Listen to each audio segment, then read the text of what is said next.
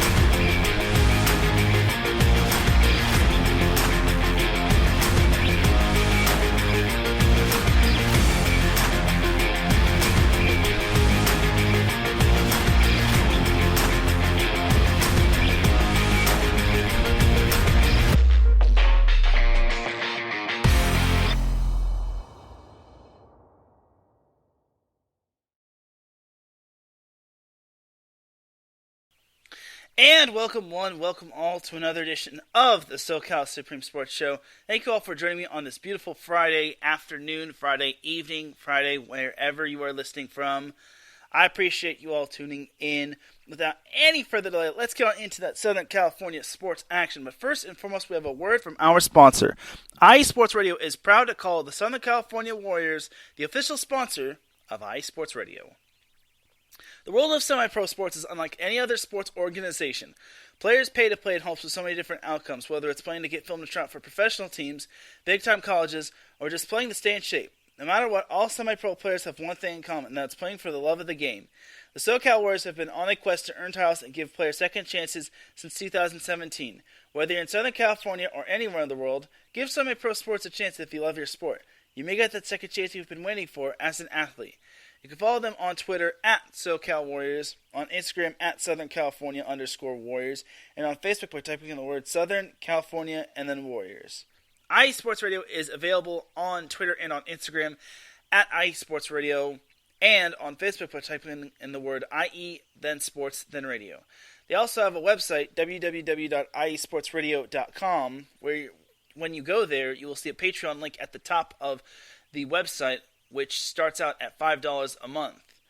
This donation will get you a shot from all 30 of our shows, including this one, and higher tiers will include iSports Radio merchandise, access to ISRU, the podcasting university of iSports Radio, and even a chance to be featured on iSports Radio's flagship show, The Defining Moment with Larry B.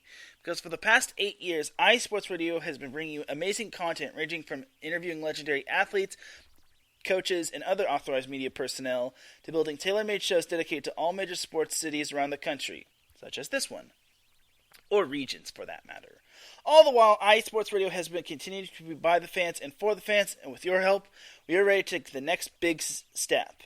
Thank you everyone for all of your support and for continuing to make iSports Radio your direct feed for all that sports. Shout out to our Patreon supporters, Bay Area Raised Apparel, Marcus Los Great, Key to the Gate, and an anonymous supporter. Also, a shout to iSports Radio's Fan of the Month, Justin Ekstrom. He is a Minnesota Vikings fan hailing from beautiful Minnesota. He also represents 7th Street Pizza, a family-grown business, a mom and pa shop for that matter, as 7th Street Pizza does have some nice pizza, and they're also good affiliates, and I want to say they are partners with the man, the myth, the legend, Vince Wright, the sports governor. Big shout out to X-Squad affiliates. Also, we would like to give a thank you to everyone for making iSports Radio's 8th year anniversary super special. Here's to many more years to come here on iSports Radio. Now let's get on into the Southern California sports action. So, first and foremost, we have a lot to get into, such as the Angels. Oh boy. Remember when the Angels were 27-17? Yeah, those were the good old days. Oh boy. They lost. The last time we were here, they had lost 8 in a row. And then that 8-game losing streak eventually turned into a 10-game losing streak. And then it eventually turned into a 13-game losing streak, which eventually saw Joe Maddon getting fired following the 13th loss, which, oh boy, I was very surprised on how bad the Angels were doing. I mean, yes, the Angels are very beaten up. They don't have Taylor Ward. Mike Trout is now on the injured list, which that's not convenient. Their pitching has kind of gotten beaten up and whatnot. They don't have David Fletcher. It's understandable that the Angels are very, very, very beaten up. However, what I don't understand is did you get swept by the Philadelphia Phillies? I don't understand. I get it. The Phillies, you are the home team. You're traveling from across the country to go play the Phillies. Yet, you got swept by one of the more sad sack teams this season. And this is no offense to Philly, but honestly, this is a Philadelphia team that just scrapped Joe Girardi as their manager, and you guys straight up got swept. Inexcusable. And also, about that East Coast trip, you were already on the East Coast, so you should have your East Coast legs already adapted when you played the Yankees. Speaking of the Yankees, they got swept by the Yankees, which is no surprise because the Yankees are the best team in the MLB. However, I just could not understand how they just were putting up they only put up 3 runs in that entire series altogether. And then against the Phillies, they were winning on Sunday, and they eventually allowed a game-tying grand slam. And then eventually they lost off of a walk-off home run, which, boy howdy, that's just sad, dude. It really, really is sad. I just don't have the words to describe how frustrating it is for Angels fans like me to be seeing this atrocity. And then, like I said, following that 10-inning loss to the Red Sox this past week, the Angels scrapped Joe Maddon. Now, at first, I was a little hesitant, and I was wondering, why did they fire Joe Maddon? It's like, why now? Why did they not wait till the end of the season? Well, Joe Maddon has had some questionable decisions, questionable managing in game situations. He's gotten tossed out a few times. But I think the one that took the cake was him putting in his reliever, I want to say, or taking out his reliever and then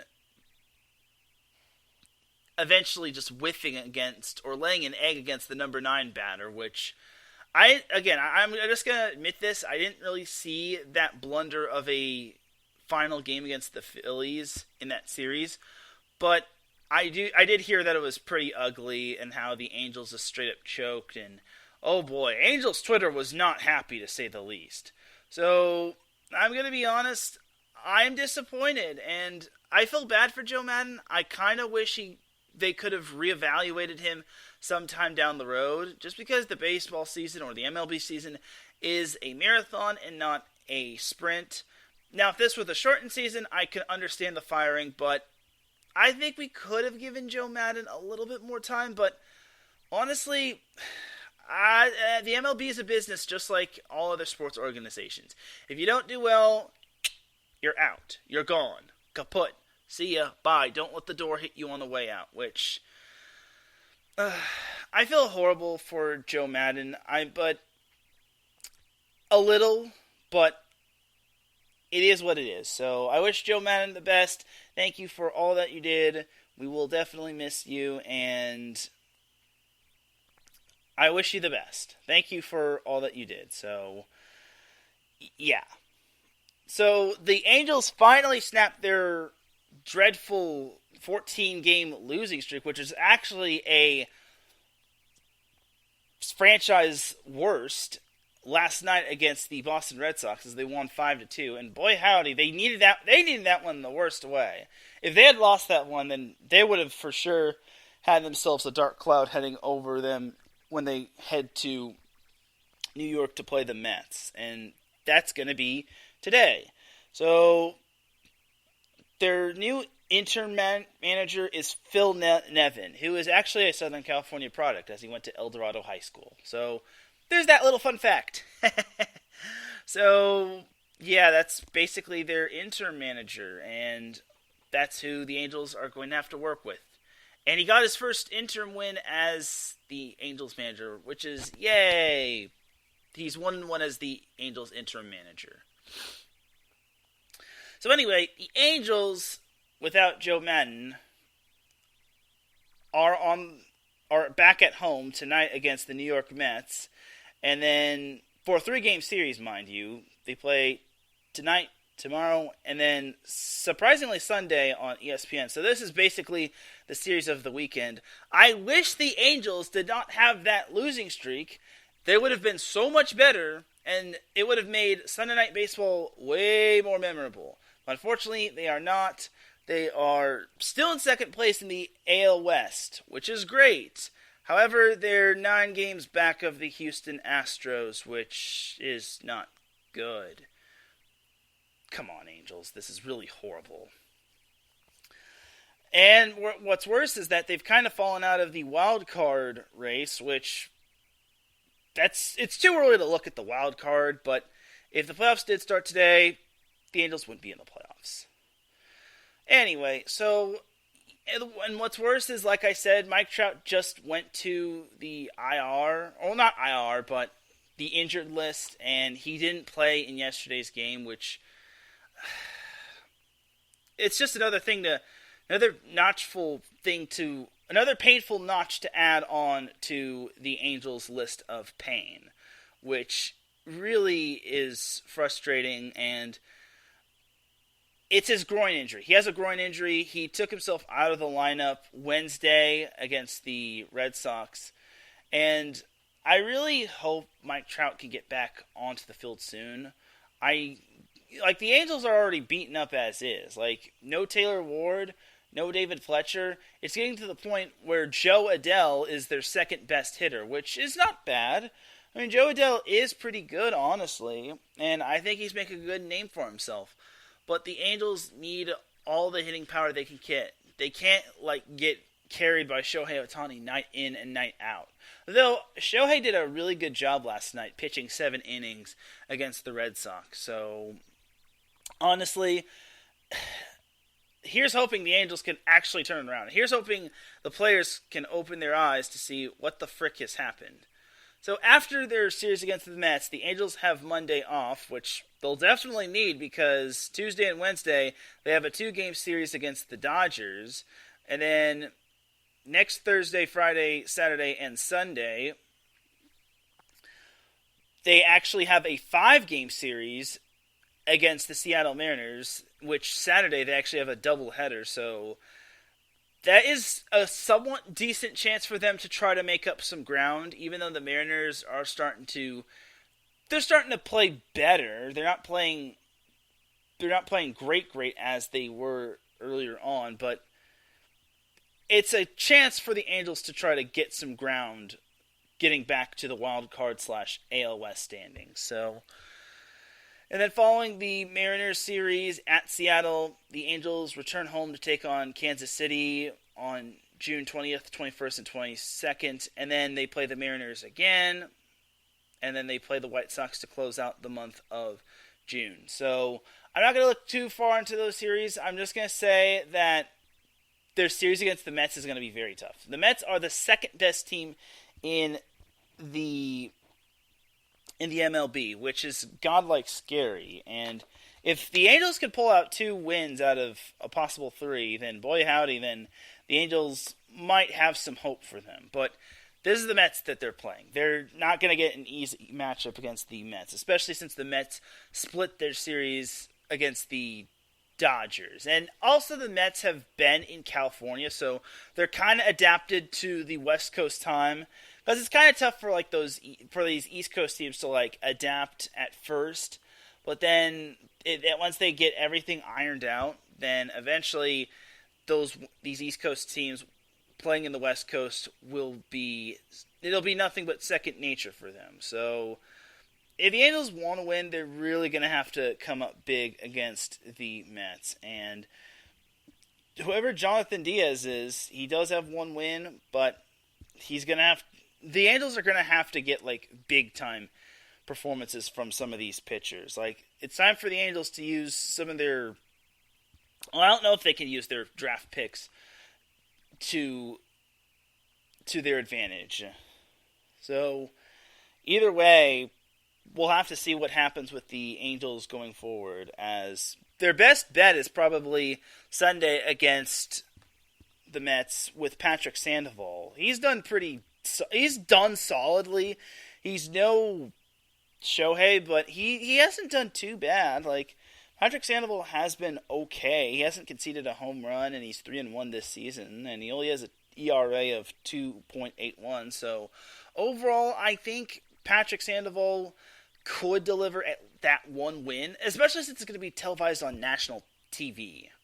So we'll see what happens with the Angels this series against the Mets.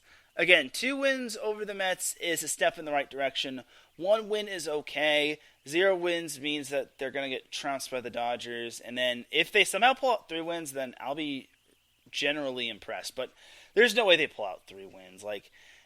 With the team that in their current state of being beaten up, I do not think that the Angels can pull off 3 wins. If they do, then I will eat my words next week. But for the time being, I see at the best case scenario for the Angels 2 wins. It would be great to see the Angels pulling out an impressive series sweep over such a good team like the Mets, but the Mets, like I said, they have been on the West Coast for the past 3 series. They haven't really done bad, actually. Jumping over to the Dodgers side of things, the Mets dropped the first 2 games of the series against the Dodgers by scores of 2-0 and 6-1, but then they rebounded to take the final 2 games 9-4 and 5-10, with their latter game being in 10 innings. And then against the Padres, the Mets kind of struggled against the Padres. The Mets won the first game 11-5, but then the Padres won it 7-0, and then they won the rubber match 13-2, which is quite nice. It just means that the Padres are starting to keep up with the Dodgers. And fully going into Dodgers mode, the Dodgers appear to be back on track after what was an embarrassing series against the Pirates. Last series, their most recent series, they beat the White Sox 2-3. They lost the first game 4-0, which I actually was watching that game, and it was at that point when the White Sox were starting to pour on the runs. I decided to stop watching and just focus on watching Wheel of Fortune. Because admittedly, I was actually at a restaurant with my mom, and they did have the Dodgers game on, and then I was seeing the Dodgers getting spanked, and it's ew, I'm not watching that anymore. So there was that right there. But the Dodgers rebounded with a 4-1 victory on Wednesday, and then yesterday the Dodgers won 11-9, which that was quite efficient for the Dodgers to, get back on track. So good stuff for the Dodgers, as the Dodgers have a big series this weekend against the San Francisco Giants. So it's at San Francisco, and it's kind of a big series, if you ask me, just because it'll help the Dodgers keep a leg or two on the Padres should they get a win or two.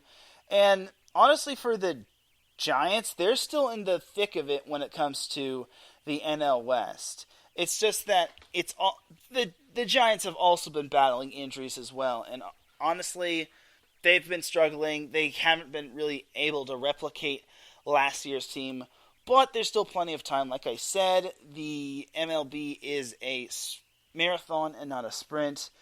We don't even have 100 games left when it comes to any of these teams. So we'll see what happens with the Dodgers and Giants. It would be great to see the Dodgers take 2 of 3. If they take 3 out of 3, then boy howdy, that's impressive, getting the road sweep against your bitter rival. But 2 wins is probably the most ideal situation for the Dodgers. They would benefit from that, especially since they have their freeway series against the Angels. So there's that right there. Following the freeway series, the Dodgers will stay at home in the Chavez Ravine to take on the Cleveland Guardians. They will then head up to the Big O State, Ohio, to take on the Cincinnati Reds on Tuesday, Wednesday, and Thursday, following their series against the Guardians. And then they're at the Braves, and then at the Rockies, and then they close out the month of June when they return home for a 4-game series against the Padres when they transition to the month of July. So all in all, for the Dodgers, they do have potential to get some good wins. But they do have the potential, yes. However, when it comes down to it, the Guardians have improved. The Reds, unfortunately, are still the Reds. They're kind of in the cellar of their division. And the Braves are really starting to catch fire. The Rockies have kind of cooled off, no pun intended. So, for me, I think the Dodgers still need to be on their toes. Their offense can be very inconsistent. Their pitching is still rather suspect. So, for me, the Dodgers are still in a good position going forward. However, they just need to keep that good level of consistency. Because if they keep that good level of consistency, they should be in good shape. But if they start to get inconsistent, then things could get pretty ugly for them. But either way, I think the Dodgers are still playing good baseball. They have one of the best records in the MLB. I want to say they have the 3rd best record. They have the 2nd best record, as they're kind of tied with the Mets, but they are hovering near that best record in all of the MLB. So I think the Dodgers will be fine. It's just all about playing some sound, solid, good baseball. And then as for the Padres, like I said, they took 2 out of 3 against the Mets. Their previous series against the Brewers, they actually took 3 out of 4, which is quite nice. Last Thursday they lost 5-4, but then rebounded to win 7-0.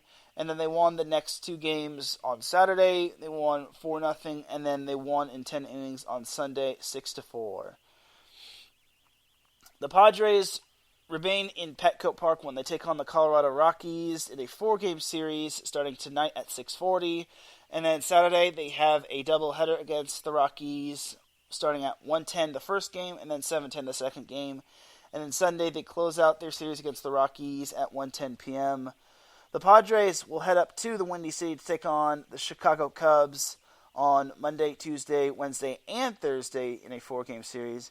And then the Padres will meet the Rockies again, this time in the Rocky Mountain State on Friday, Saturday, and Sunday.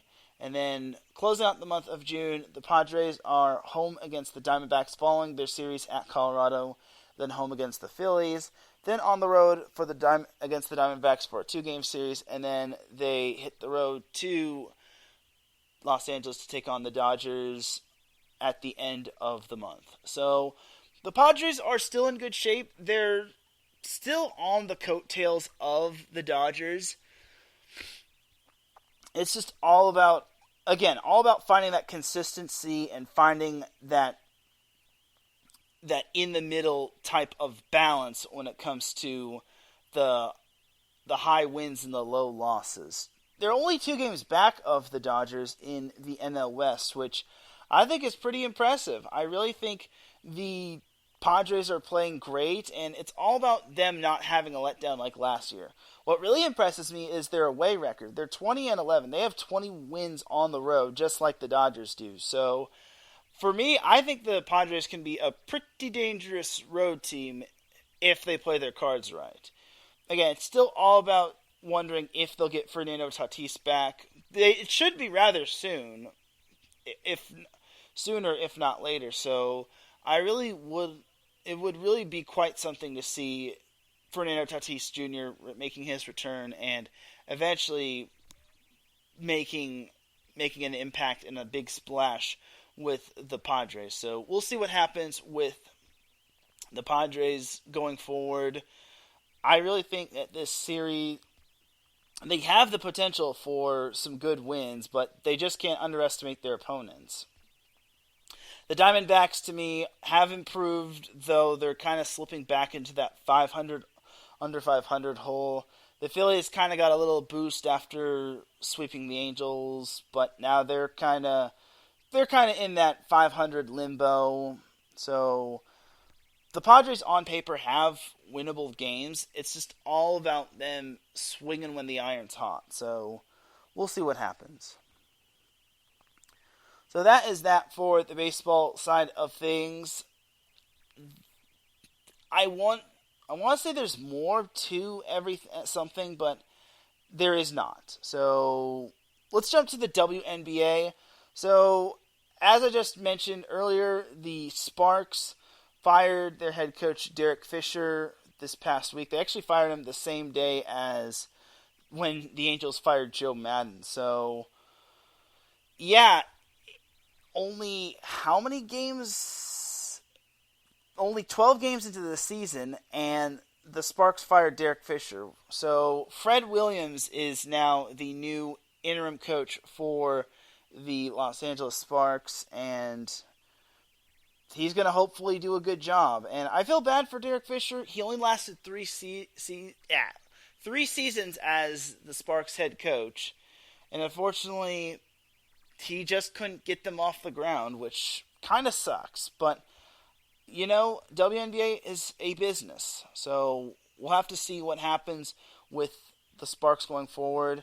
In their most recent game, they lost to the Phoenix Mercury, which, for those of you wondering, the Mercury is not good. They had 2 wins going into that game, and the fact that the Sparks lost that one makes me really wonder, and makes me think, now I wonder why Derek Fisher got the boot. You lost to a 2-win Mercury team. Although it was on the road, but still, that's no excuse. For those that read the IE Sports Radio blog about the WNBA teams, the Sparks are kind of, if the playoffs started today, the Sparks would be the 8th seed, but that's looking too early. But being the 8th seed would not be ideal, especially when you're on the path of the Las Vegas Aces, which have been tearing apart every team left and right. Speaking of the Aces, tomorrow the Sparks play the Aces at home at 6 p.m. And I'm just going to say this, it's going to be a pretty ugly game if you ask me.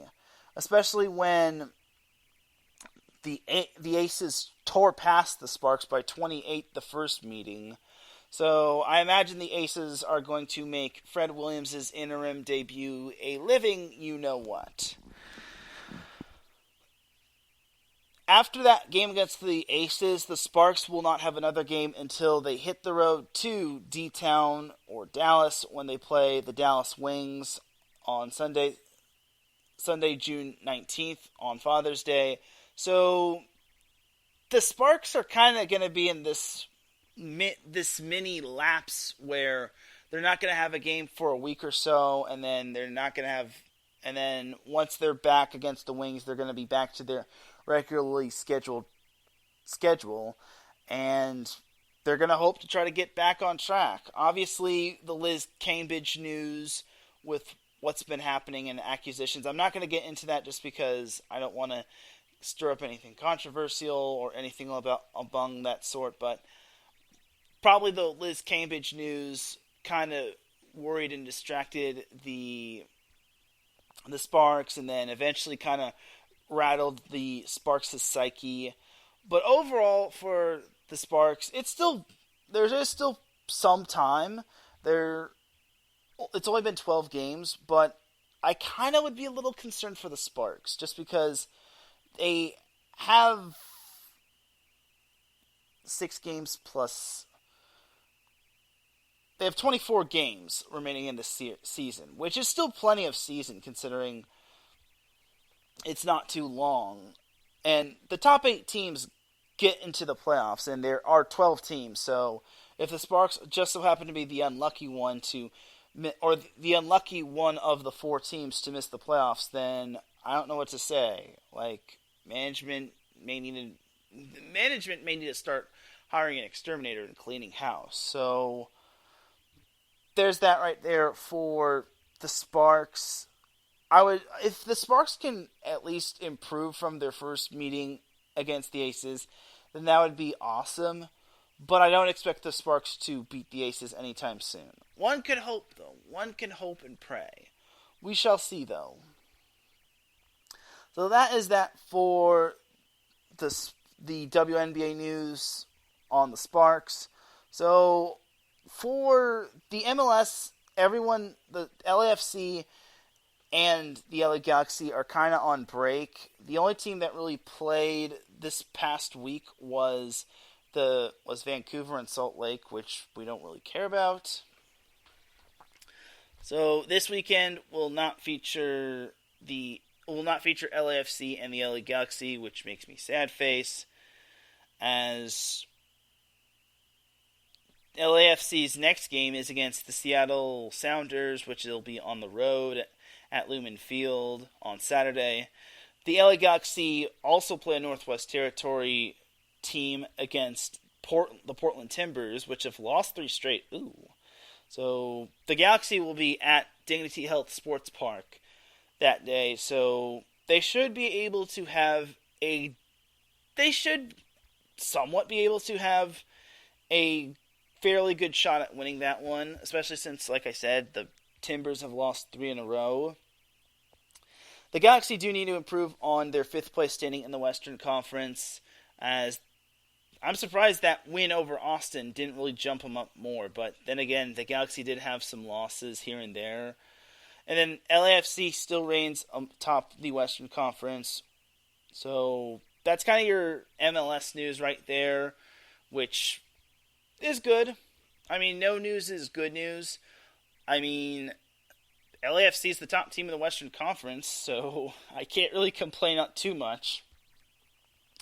So that is that for the MLS. Let's jump to some NFL, actually. Let's jump on into some NFL.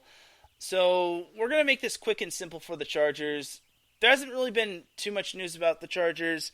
OTAs have been underway. Justin Herbert has been looking solid. My only thing is that he actually threw a touchdown pass to their wide receiver 3, Jalen Guyton, while J.C. Jackson was covering them, and everyone is making a complete what the heck is happening with why didn't J.C. Jackson pick that off or deflect it. Let's all just pump the brakes. It's just OTAs. I'm pretty sure J.C. Jackson isn't going to do that in an actual game. And also, he will be able to, once he gets fits right into the Chargers scheme, then I think this whole thing of allowing that touchdown from their wide receiver 3 in OTAs will be a thing of the past. But some positive news about the Chargers. They signed their 3rd round pick, Isaiah Spiller, as they have actually signed all but one of their rookies this year, as the only one that hasn't been signed onto the Chargers in terms of their rookie draft class is JT Woods, their 4th round pick from Baylor. So once they get him signed, then it'll all be good in the hood. So good for Isaiah Spiller. I have heard some good things about Spiller. He only had 3 fumbles his entire college career, which I think that's good, if you ask me. Like, the Chargers really do need that good running back, too, to help out Austin Eckler. Like, that has kind of been on my wish list. I've been urging for the Chargers to try to sign a good running back, too, if not develop one of their own rookie or young running backs, such as Larry Roundtree or Isaiah Spiller. I just don't want them to groom and develop Joshua Kelly. I am done with Joshua Kelly. Screw that guy. He's done. I'm sorry. No offense. I know he's a UCLA product, but that dude has been fumbling still, and I can't stand him. He can go fumble his way back to UCLA. I can't stand him. Anyway, that's all for the Chargers in that regard. So jumping to the Rams side of things. So it has been a much busier week for the Rams, as the Rams have actually been getting some of their players back and have been reeling their players back to having them, stay on the team. Like, everyone was speculating that Aaron Donald was going to retire, and after Aaron Donald said, I am content with winning a Super Bowl and I want to go out on top, blah, blah, blah, blah, blah. But then we all got the news on Monday, that Aaron Donald is back, which that really made the day of lots of Rams fans, as he said he's back and he wants to run it back, which really is awesome. And I really need to cop me a Aaron Donald jersey, as this made me really happy in terms of the Rams side of things. And honestly, I'm happy that he's coming back and that he's back with the Rams. And he had 3 years remaining on his contract, and they actually reworked his contract as he actually gets a raise through the 2024 season, as he's going to get $95 million. It's basically a 3-year, $95 million contract through 2024, and he got a $40 million raise. So originally his contract was, I don't remember the original contract, but it was basically $55 million, and now that $40 million raise has given Aaron Donald a $95 million contract through the last 3 years, and I think that's really cool. It goes straight through the 2024 NFL season, and I really think that is a big boost for Aaron Donald. I don't think he was going to retire. I honestly had no doubt he would stay in the NFL and just, try to keep it going with the Rams. But I'm happy Aaron Donald is basically going to be getting his money. He deserves every penny, and I honestly am happy for him. So I can't wait to see what Aaron Donald does. In addition to Aaron Donald getting an extension, a couple days ago, the Rams announced that they had given Cooper Kupp an extension on his contract as well, as Cooper Kupp received a 3-year contract extension. A 3-year contract extension, which keeps him in LA for 5 years, and his contract is a whopping $110 million. And I want to say that makes him the highest paid wide receiver in the NFL. So, oh my God, if you're a Rams fan, and I partially like the Rams, I don't necessarily hate them, you got to be excited that you're keeping Aaron Donald and Cooper Kupp locked in. Like, that's really incredible, and I really hope that Cooper Kupp and Matt Stafford can continue their chemistry offensively for the Rams. Now, Aaron Donald will continue to have the defensive prowess so long as he stays healthy, and heaven knows he'll stay healthy for as long as he can, just because he does appear to be in good shape, and I really think him winning the Super Bowl is going to want him to get more Super Bowls. So I'm really liking what the Rams have been doing. Even though they lost a few of their guys, they have been getting good key pieces like Allen Robinson, Bobby Wagner. They have been they're trying to bring back Odell Beckham Jr. Like, if he comes back, awesome, but you also got to remember that OBJ is going to be a bit injured, as he won't be back until like probably October from what I've been hearing.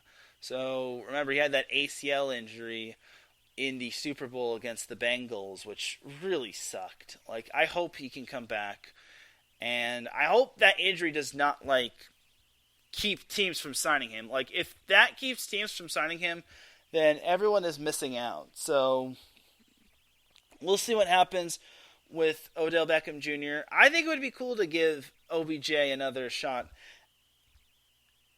when it comes to a Super Bowl run, and I'm really excited for the Rams season. It's going to be a tough season, though. Like, they're going to have quite a number of challenges, such as playing the Bills and then playing the Packers, the Bucs, the Cowboys, even though I think they can win that one.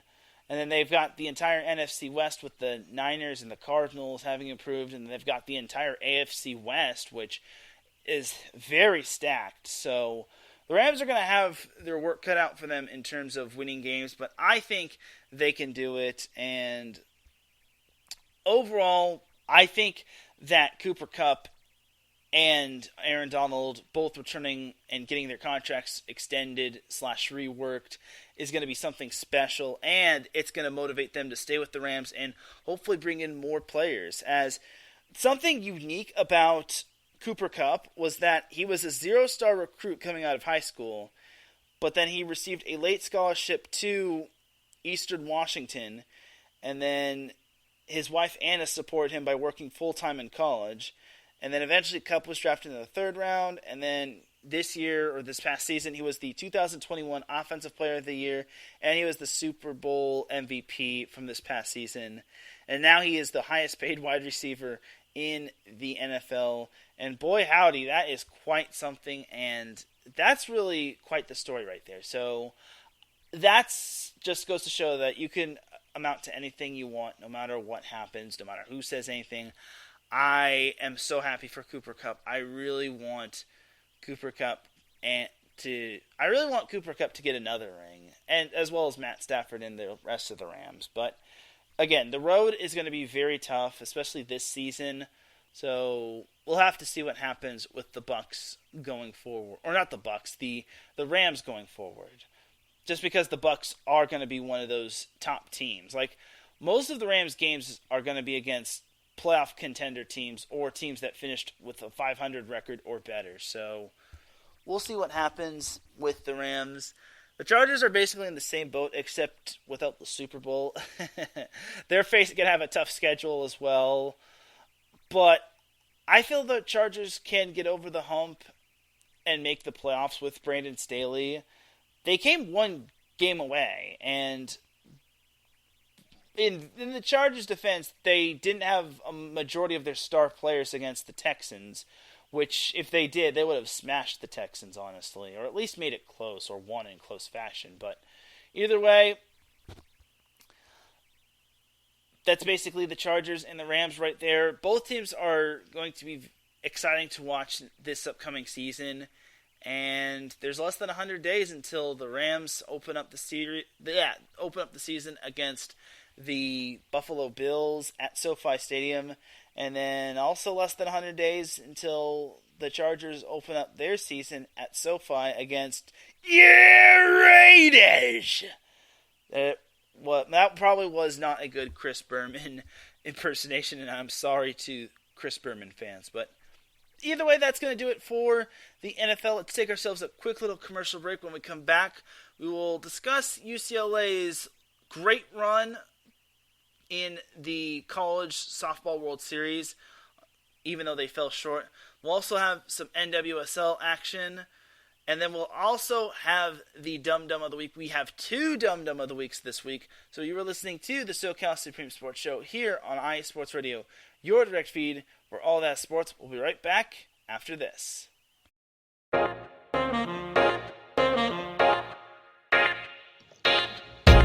What is going on, everybody? My name is Harrison Glazer, and we're coming at you from the Show That Never Sleeps podcast. I cover the Jets, the Islanders, the Nets, and the Yankees. This is Pierre Moss, and I cover the Mets, Knicks, Rangers, and the Giants. Our show is live every Wednesday through Spreaker and a bunch of other ways to get our content. Again, we're the Show That Never Sleeps podcast. We talk about all those New York sports. It's a lot of fun. We get into all of it. Please tune in. Again, that's Wednesdays at 6 p.m. And we look forward to having you guys right here on IE Sports Radio, your direct feed for all that is sports.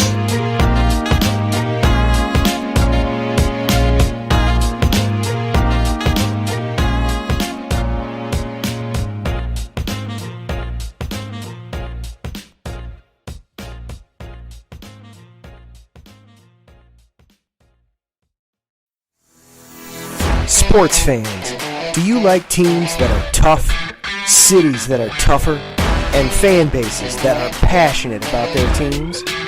How about teams that are historic and stadiums that are iconic? Then you belong in Chicago, and you need to check out Chi-Town Weekly. Join me, Adam Kernan, every week as we keep up with all things Chicago sports. Bears, Bulls, Blackhawks, Cubs, White Sox. We'll cover them all, plus more.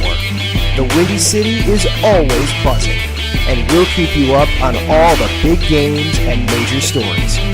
So tune in to Chi-Town Weekly every week right here on IE Sports Radio, your direct feed for all that is sports.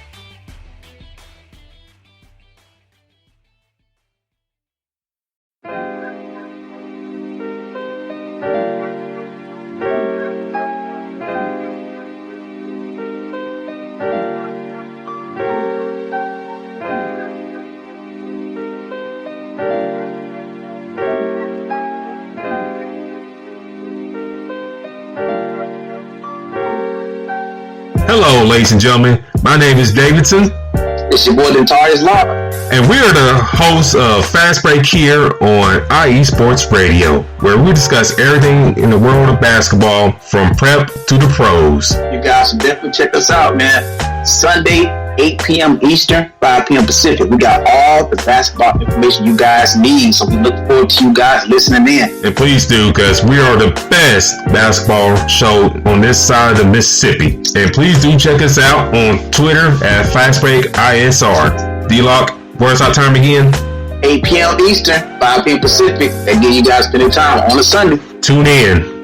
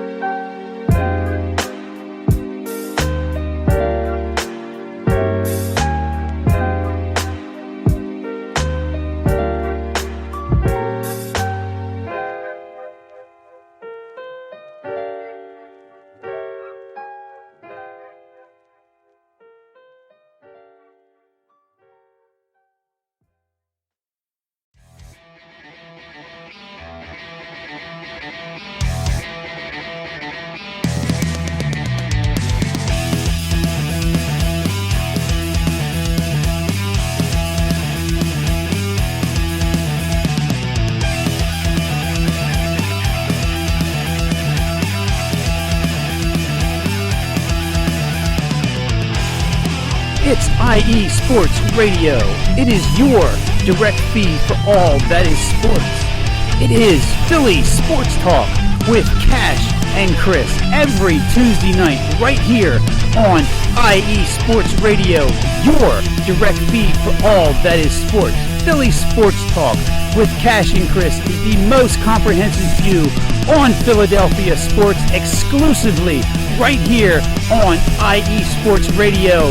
You know what it is, your direct feed for all that is sports. Tuesday night, IE Sports Radio, Philly Sports Talk with Cash and Chris.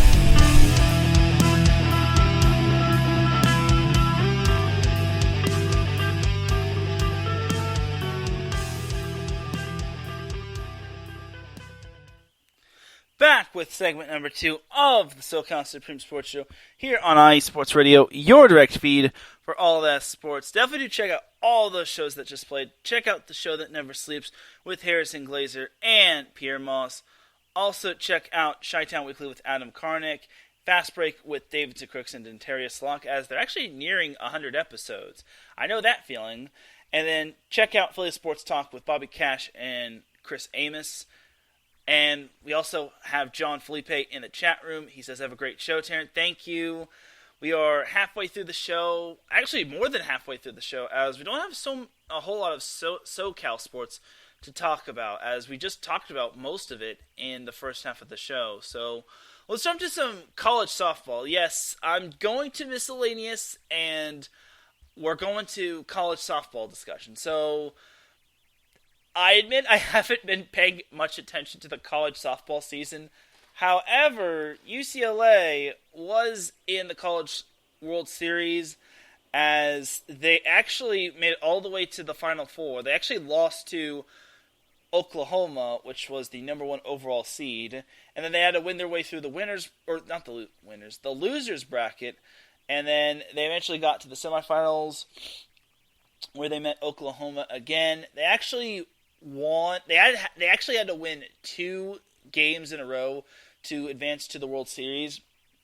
They actually won 1 game against Oklahoma, winning 7-3, and then that was the good news. The bad news was UCLA got trounced in the second game. I think it was like 15-0, but either way, they got mercy ruled, and eventually that was the end of UCLA's great and magical run. But obviously, UCLA had a fantastic season. I could not be more proud of them. They really represent Southern California well. They represent the Pac-12 well, as they're actually the only team not from the Big 12, as the Final Four consisted of Oklahoma, Texas, Oklahoma State, and UCLA. So the fact that UCLA was the only non-Big 12 team to represent in the Final Four really was amazing. So great job to UCLA, and I couldn't have asked for a better run. I only wish I was following them earlier in the season, but it's tough when you have like NBA happening, the NFL draft happening, you have the MLB happening, the NHL happening. Just a lot of things happening in the world of Southern California sports, and I don't want to go too much in depth on it, especially since I don't want this show to be like more than 2 hours or whatnot. But either way, that's kind of your softball update right there. Let's jump on into some NWSL action. So, the Angel City has not had it easy. They have had themselves kind of a rough stretch ever since they were number 2 in the NWSL standings. They have kind of took a bit of a spill going forward, as it hasn't really been. It's been tough sledding for them, to say the least. So don't worry, it hasn't been all that bad, but they've had their little tough stretch hasn't really been easy. So last Friday they lost to the Portland Thorns 3-0, which I said this last week. Portland's record was so misguiding, and boy howdy, Angel City kind of paid the price when they lost at Portland. In their most recent game this past Tuesday, Angel City tied with Houston 0-0, which I kind of wish they had their chances, definitely. Unfortunately, it just wasn't meant to be, as it would be great. It would honestly be great to have Angel City getting back on track, as they're still fifth in the in the standings, but Portland has now kind of jumped them in terms of the standings. But again, there's still plenty of time for Angel City. They have a challenging game tomorrow against Louisville, which Louisville is ninth in the NWSL standings, but honestly, record does not mean anything. Record means squat diddly at this point, because any team, I think, could beat any team in the NWSL. Even the best teams are not safe against the worst teams in the NWSL, as if LA wants to get back on track, now would be the time to take down Louisville, which has lost 2 in a row after winning two in a row. Angel City, on the other hand, has a 3-match winless streak, as that draw actually snapped a 2-game losing streak, but they have not won in the past 3 matches. So Angel City is kind of overdue for a win. It would be nice to see them getting a win on the road. If they do, then awesome. I'd be so happy. They're playing at the Lynn Family Stadium when they play Louisville. So, again, here's hoping Angel City can finally snap that winless streak. Jumping over to the San Diego Wave FC. So, San Diego has kind of been fit to be tied. I've kind of been preaching to the choir that they have been one of the bright spots for San Diego, and there's this hope that they could finally bring a championship home to San Diego. Unfortunately, I wouldn't say unfortunately, but I will say that they've kind of, I wouldn't say hit a rough patch, but they have somewhat, they haven't won a match in the past 3 matches. As their past 2 matches actually have ended in draws. Last Saturday, they tied with Kansas City 2-2, which, in that matchup, they actually got both their goals from Alex Morgan. And can I just say, having Alex Morgan is heaven sent. I don't mean to say this in a negative way, but I could not imagine San Diego Wave without Alex Morgan, as she actually nailed a penalty kick in the 90th minute to tie the game up, as Kansas City was on the verge of winning, but Morgan was able to score on that penalty kick and eventually give San Diego a point and a 2-2 draw. So that is good for San Diego. It's better than losing, I will say that, but it would have been great to see them getting the win, but beggars can't be choosers. And then their most recent game against Portland this past Wednesday, San Diego played to a 2-2 tie. This was kind of an ugly game for Portland, or not for Portland, for San Diego, because they were down 1-0 at halftime. They allowed the first goal in the second half 1 minute into the second half. And it looked as if this was going to be San Diego's worst game of its season, and it looked like they were going to spiral into another loss. But then they got 2 goals from, not named Alex Morgan, Taylor Korniak was the one that scored for San Diego. She scored in the 81st minute to get San Diego on the board, and then she scored in the 88th minute, 7 minutes after that first goal, to give San Diego the 2-2 tie and a point. Good stuff. That was actually very clutch. And honestly, those goals could not have come at a better time.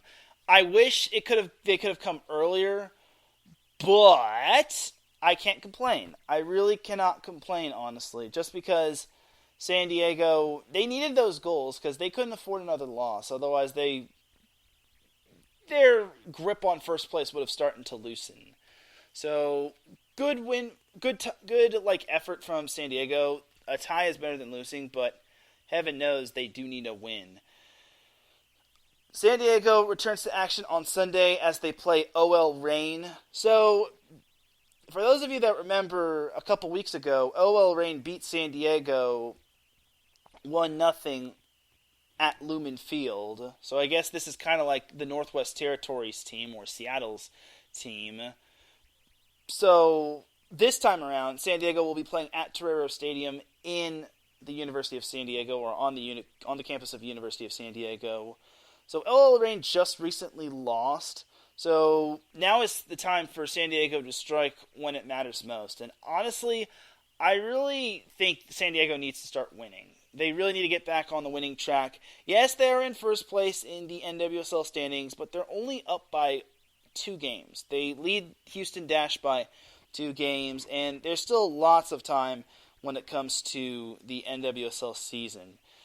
San Diego then hits the road to play Gotham, and I guess they're known as Gotham and not like the New Jersey Gotham or New York Gotham. People just call them Gotham just because that's how it is.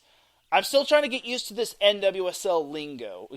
Like, don't pressure me like one person on Twitter did. It's like, I'm trying to keep up with everything NWSL-wise. All I know is that the Portland Thorns are one of the original NWSL teams. Like, don't hate me. I'm still trying to learn this NWSL lingo. So, anyway, San Diego closes out the month of June with a match against Gotham on Sunday. And then they open up July with a home matchup against Washington.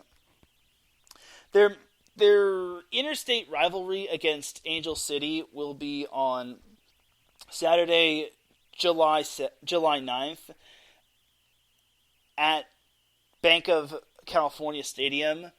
So just wanted to make note of that right there just because that's basically a rivalry game, and that could be a pivotal game for both San Diego and Angel City. So we'll see what happens with San Diego and Angel City. It's still great to see them both doing great. And I'm actually going to be honest with y'all. I kind of messed up and I did not do my homework. I did not wonder about what the NWSL playoff standings look like. So I kind of have to give myself a mini dum-dum of the week. But I promise you all I will look up the NWSL playoff format next week. And I will see what the playoff forecast looks like for San Diego Wave and Angel City. I promise y'all, I'm still learning this NWSL stuff, so please forgive me. Please! Okay, but that is going to do it for the NWSL discussion right there. That pretty much wraps up everything Southern California related, but we still have the Dum Dum of the Week award we have to give out. The Dum Dum of the Week award is an award that I like to give out. It goes to anyone, and no one is safe from the Dum Dum of the Week award. Honestly, anyone can get it. Whether it's my neighbors lighting up fireworks late at night, or my neighbor's cat just walking around and doing stuff, or my neighbor's dog, which is barking late at night. Either way, no one is safe from the Dum Dum of the Week award. I actually have 3 Dum Dum of the Week awards to give out. So continuing on from NWSL. So get this, everybody. So that game between the Portland Thorns and San Diego Wave FC. Oh boy. Little did I not tell you all, there was something that happened which I think San Diego would love to have. So San Diego appeared to have scored in the 20th minute of their game against Portland. It looked as if the ball crossed the goal line. And it definitely looked like it did on a second instant replay. However, it couldn't be reviewed because, unfortunately, the NWSL does not have VAR. I repeat, the NWSL does not have VAR. Okay. In a world where getting the right call is crucial in almost every sport, why does the NWSL not have VAR? Where is the replay system? I don't understand. That goal was perfectly good. It crossed the goal line. Unfortunately, there was no VAR to review it, and that goal was not a goal. And eventually, that goal could have made a huge difference for San Diego because they eventually tied against Portland 2-2. Now, I don't know if that goal could have made things could have made things still a 2-2 tie or a 3-2 win in favor of San Diego. But that goal really could have changed the storyline or outlook, just because that would give San Diego a goal, and it wouldn't have to take them 80-plus minutes to scoring their first goal of the game. It really is sickening that the NWSL does not have VAR for the situation. I really hate that, especially when I saw it on the instant replay. At first it looked like it was 50-50, and then I see in a closer instant replay, the ball crosses the goal line as the goalie attempts to save it, and that should be a goal. But since there's no VAR, the referees cannot go back and look at it, and San Diego gets robbed of a goal. Unacceptable, unbelievable, sickening. NWSL, you better do something about this. I cannot believe there is no VAR. The MLS has it. Every soccer league has it. Why don't you have it? For your incompetence of not having VAR and of robbing San Diego Wave FC of a goal, you are this week's Dumb of the Week award recipient number 1. So dumb. You are really dumb. For real.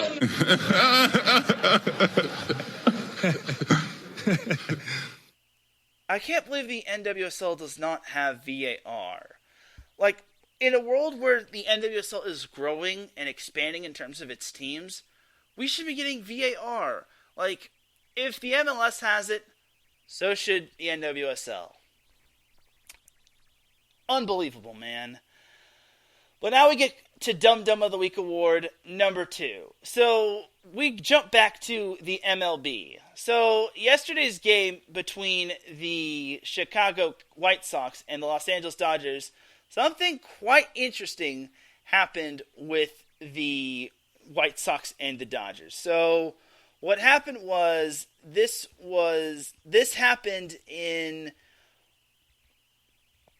the 6th inning. That was the top of the 6th inning, and I believe the Dodgers had one player on base.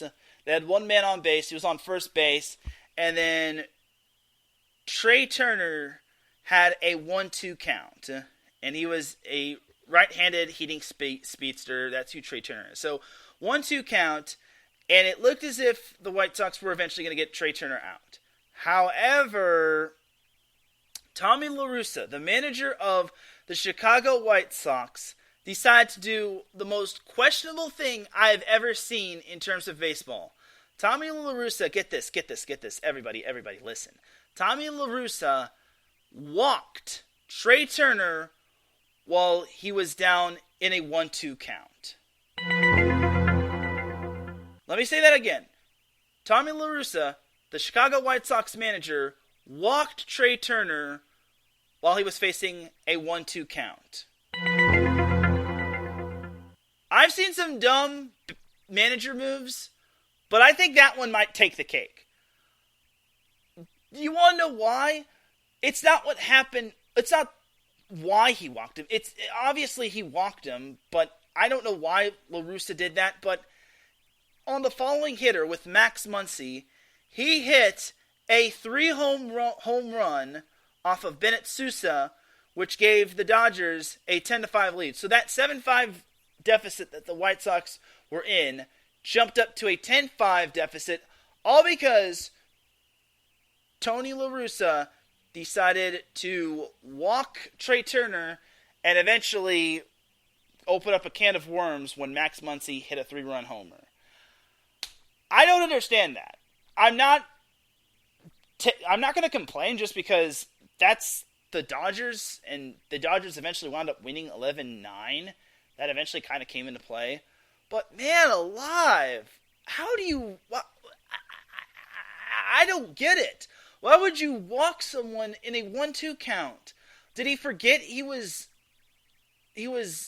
pitcher was up 1-2 in the count? Like, I don't understand. This made no sense to me. I eventually saw this and I'm like, oh my God. Tony La Russa, that's just mind-boggling. I just don't have the words. Like, he walked a hitter who was down 1-2 in the count, and then eventually the next one hit a 3-run home run. We're talking about I mentioned earlier that Joe Maddon had knee-jerking, questionable manager decisions, but this one should get Tony La Russa fired on the spot. I don't get it. It makes zero sense. I'm interested to see what Adam Karnick has to say on his show, Chi-Town Weekly, which airs every Monday at 5 p.m. Pacific Time, 7 p.m. Central, about this. I just don't understand. Tony La Russa, are you stupid? Like, I'm not going to complain just because it's the Dodgers and they managed to win, but Tony La Russa, due to your incompetence and you making that questionable decision after your pitcher was up 1-2 in the count against Trey Turner, which eventually led to a 3-run home run, which eventually led to the White Sox losing to the Dodgers. You are this week's Dum Dum of the Week award recipient number 2. You are so dumb. You are really dumb. For real.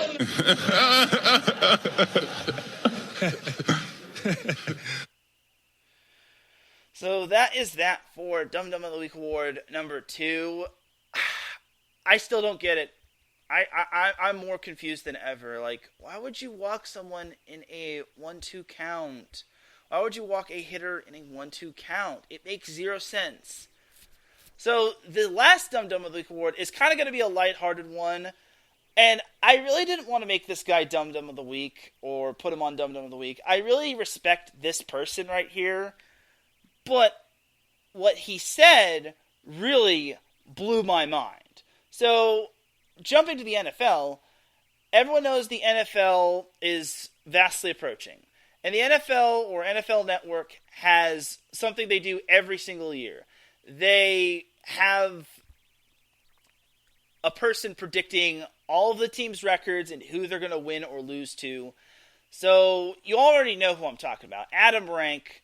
He is infamously known for picking the San Francisco 49ers to go 3-13 and not make the playoffs when this was all the way back in the 2019-2020 season when the Niners went to the Super Bowl. But yeah, Adam Rank annually does a predictions like whatchamacallit. He does a little prediction scene where he predicts all of the team's records and which team is going to beat which team in the regular season. So I'm not giving him the Dum Dum of the Week award based on what he predicted for the Chargers and the Rams. I'm actually, as a matter of fact, Adam Rank actually has the Chargers going 11-6 and making the playoffs despite them finishing third in the AFC West. Yes, spoiler if you haven't watched it. Meanwhile, for the Rams, he actually has the Rams going 11-6 as well and winning the NFC West and making the playoffs, which obviously that is the case. So, John Felipe knows who I'm talking about. Adam Rank is hilarious. He is. And I actually met him in a Zoom conference weekend meetup, and he was a very nice guy, and everyone just knows him for picking the Niners to go 3-13, but overall, he's just a great overall guy. However, what he did during his prediction, so it was when he was predicting the Chargers record, he predicted the Chargers to lose in Los Angeles. Okay, that is totally fine. The Chargers losing to the Chiefs. That I have no qualms with what he said about the Chargers not being able to beat the Chiefs in Los Angeles. What he said about the Chiefs, however, made me scratch, and it made me want to fact check this. So, after he made his prediction of the Chargers losing to the Chiefs, Adam Rank said, get this everybody, he said, the Chiefs do not lose in Los Angeles, even to the Rams in the Coliseum.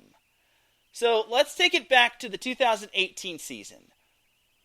The Rams versus the Chiefs back when those two met. The two were actually supposed to play in Mexico City, but their field condition was so terrible, the NFL had to move it to Los Angeles, to the Coliseum.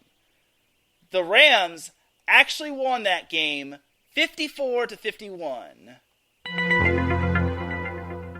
And keep in mind, Adam Rank said, and I quote, "The Chiefs never lose in Los Angeles, even to the Rams in the Coliseum."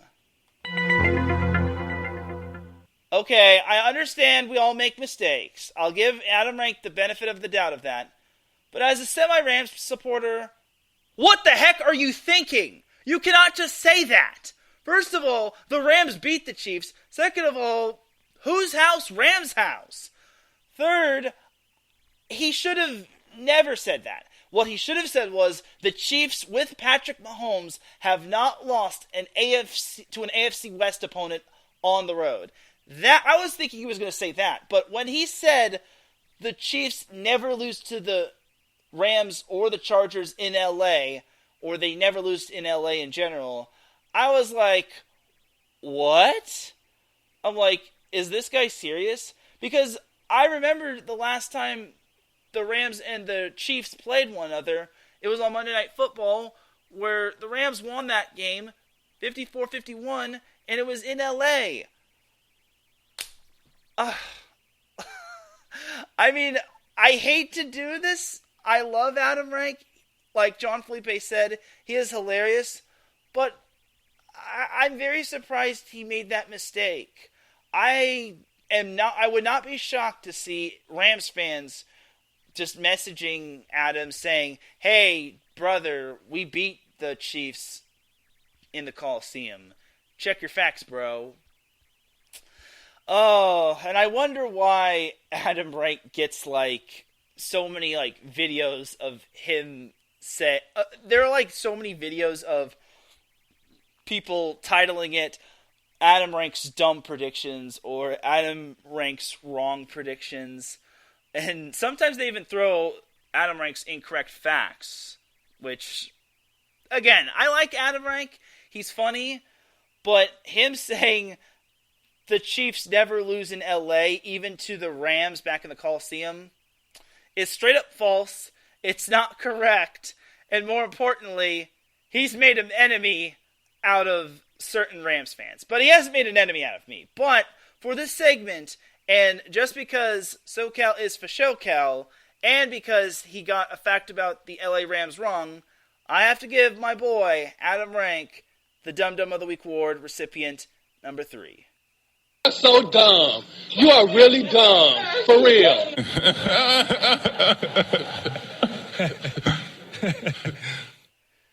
And that, my friends, is all she wrote.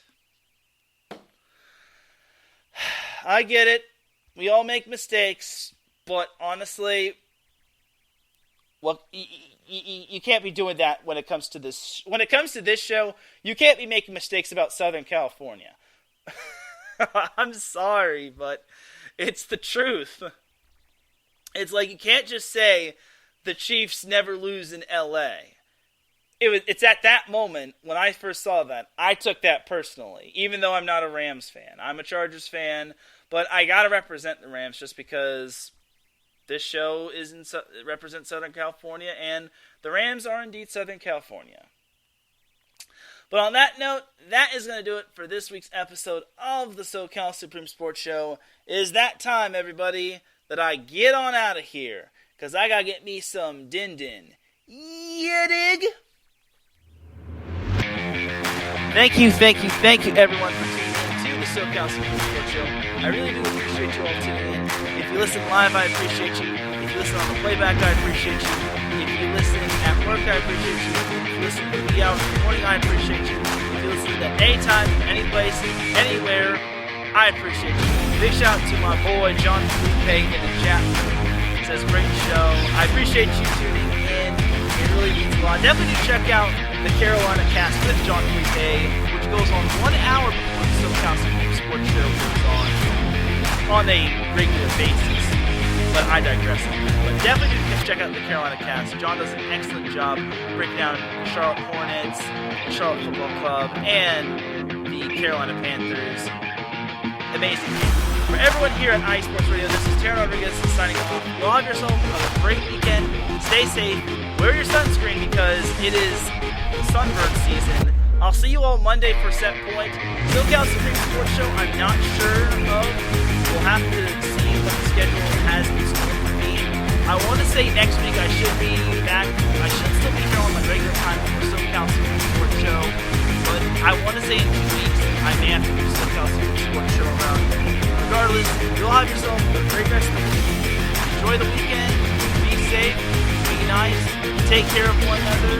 I'll see you on Monday for Set Point. Enjoy the weekend.